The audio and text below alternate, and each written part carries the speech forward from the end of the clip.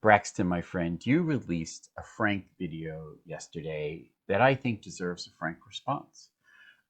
This is not intended to be a refutation of the argument that you presented, because frankly, that argument was so riddled with fallacies that I don't think it's worth responding to. There are some things that you said that I think it's worth addressing to add clarity and maybe some understanding and some correction to the things that you presented and to maybe yours or other people's perception or understanding of the secular position on pro-choice. In some ways, I think I'm possibly the worst person to be making this video. I haven't done a deep dive into this in online discussions. I've remained out of them a lot, listening, looking, and learning rather than engaging. It's taken me years to dig myself out from underneath the Christian propaganda that I was indoctrinated into as a kid, to be quite honest. A lot of it is straight up propaganda. And you were honest in your video, I'm going to be honest in mine. In some ways, I think I'm one of the best people to be making this video because I have been on your side of this discussion. I understand the Christian perspective on this. I held it for a very long time. But I think it's worth addressing some of what you have to say. So I'm going to play clips out of the video here. For the sake of clarity, I'm just going to use snippets. I would encourage anybody that sees this to go watch Braxton's full video. It's only about 6 minutes long. If you think I've misrepresented anything in here, please feel free to speak up. So let's get on to your first point. Abortion is not a political issue. It's just an issue that's been politicized. I could not agree with you more.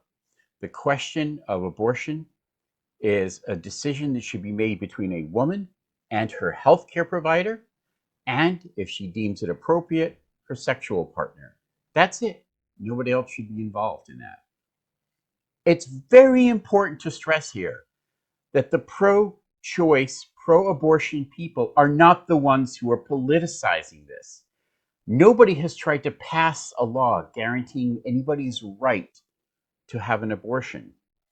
There's been laws that people have tried to pass to prevent people from getting abortions, and they've been fought and overturned. The people politicizing this are on the anti-abortion side of the camp, not the pro-choice side of the camp.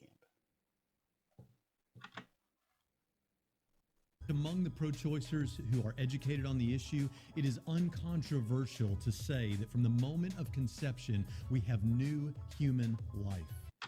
You proceed at this point to make a bunch of appeals to authority, which are frankly fallacious. You bring up philosophers. You bring up Christopher Hitchens, of all people. And at first, my first response to that is, why are you bringing up Christopher Hitchens here? What does he have to say about whether or not something is a human being or not, or a human life or not? He's not a scientist. He's not a biologist. He's a polemicist, to be quite honest. I do think I know why you bring him up. I think there's a couple of reasons. First of all, he was a well-known atheist that was anti-abortion. And he has his right to that opinion, had his right to that opinion. May he rest in peace. But just because I respect another atheist, even a populist like Christopher Hitchens, doesn't mean I agree with everything he has to say. He was wrong about the Iraq War. He was wrong about being anti-abortion, I think. I understand his reasoning for it. He explained it very well. I think he's mistaken. He was mistaken. It's worth remembering, people point to Christopher Hitchens all the time. People in the secular community don't have authorities. We don't think in authoritarian ways that way. Just because we may respect Christopher and agree with a lot of what he had to say doesn't mean he's an authority on anything. Certainly not on abortions or women's reproductive rights. He also repeatedly stressed in a lot of his debates and talking points, and I note that you left this out, that at any time in a society where a woman is given control over her reproductive rights, it is nothing but beneficial for that society. The question you really want to be asking is whether this new human life has personhood or represents a new person from the moment of conception. This is, of course, the heart of the question, or one of the hearts of the question, this along with a woman's bodily autonomy. Um, whether or not a blastocyst counts as a person or not. I would challenge you, Braxton, to come up with a secular argument for why we should call this a person that doesn't leave the concept of personhood completely meaningless. And I say secular because I'm not a theist. We do not live in a theocracy. I don't recognize the authority of your scripture or anybody else's scripture for that matter. I don't think you can make a case that a 3-day-old clump of cells counts as a person. That's just absurd. Now, at some point, it does gain personhood. Somehow, at some point over the course of development, between this moment and this moment, this biological organism obtains personhood. Now, when that exactly happens, as with almost everything in biology, is unclear. There's not a specific moment you can point to along the developmental history and say that's the moment it becomes a person. It's in the same sense as if you look at a child and an adult, and you could say, at what one moment did that child become an adult? What's the specific day that it happened? At what point did this young man become a middle-aged man? At one time he was young, another time he was middle-aged. Somewhere along the way he went from one to the other. But there is no one moment where you can pick it out and say, aha, on this day he's now middle-aged, where he wasn't before. The same thing with the development of an embryo into a fetus, into a baby. At what point does it obtain personhood? But at whatever point it happens, it is well past the time where a woman would voluntarily seek out an abortion for birth control. I had this pointed out to me. This is one of the epiphany moments that I had. No woman in her right mind carries a baby 5-6 months into term and then decides, nah, I'm not going to do this, and has an abortion because she doesn't want to have a baby or doesn't feel ready to have a baby. That decision gets made well before that moment, long before that moment.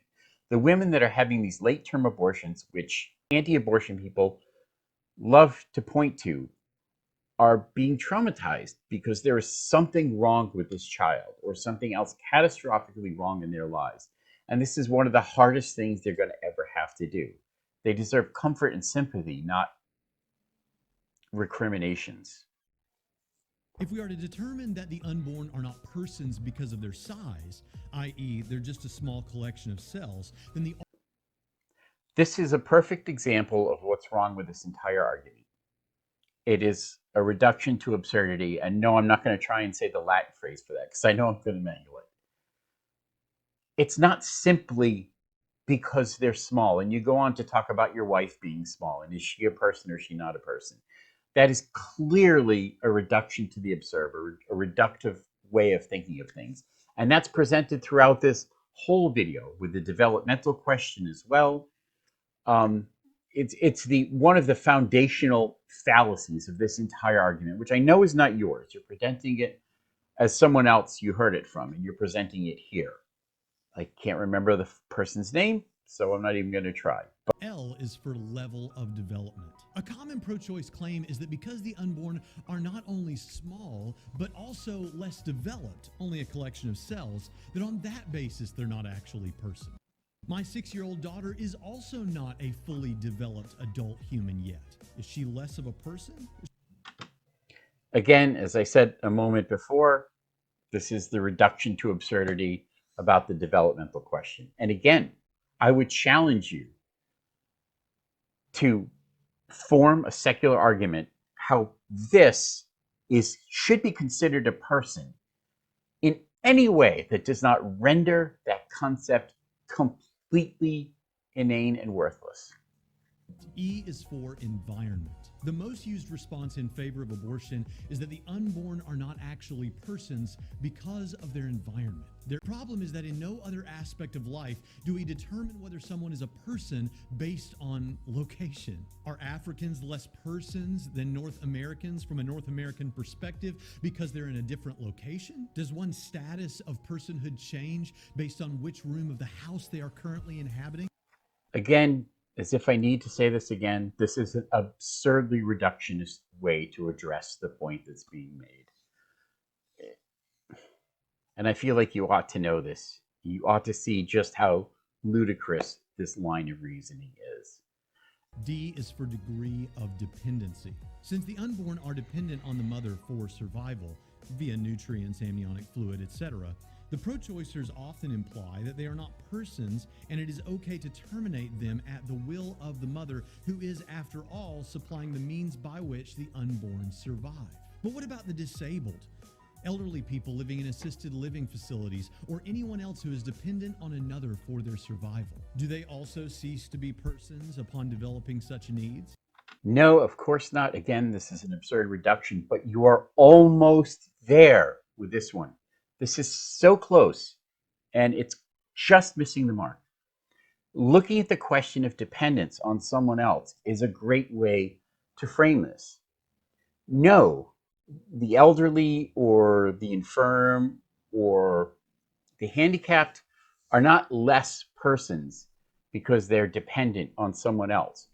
But by that same token, they do not have the right to force somebody else to give of their own physical body for the care.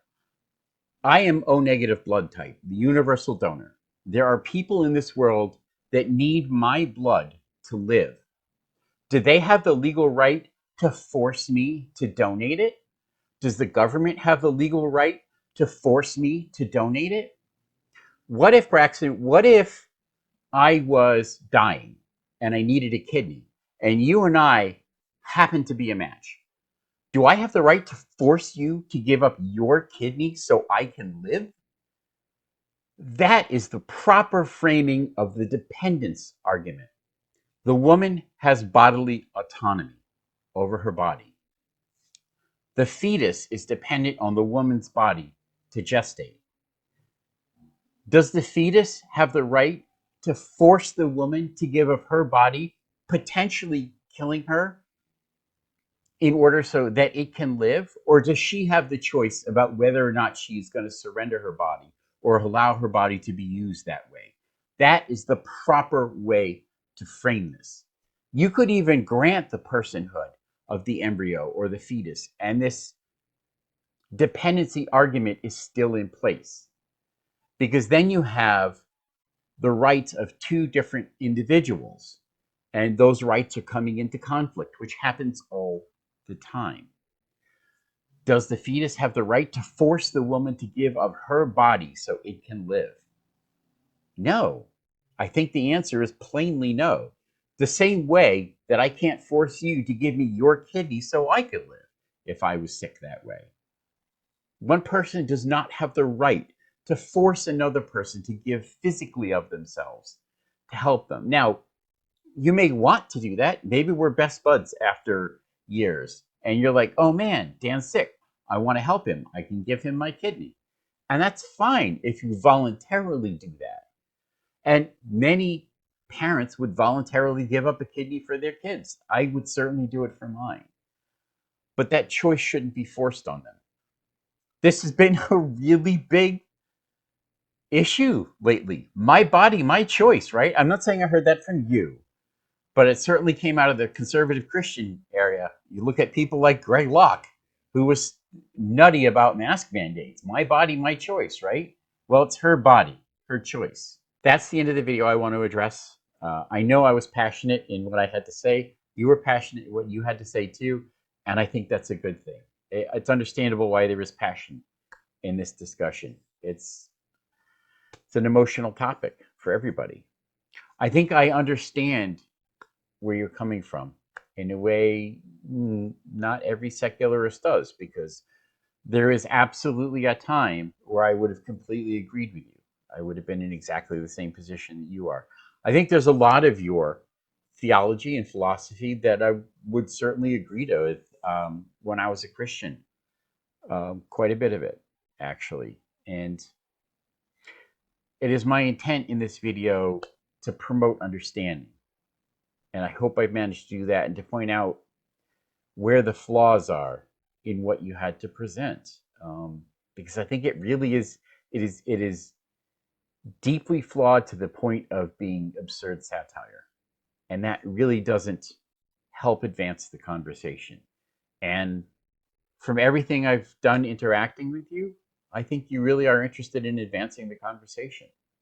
And I hope that we can have a better one going forward. Anyway, I hope you're well. That's all I have to say. Peace.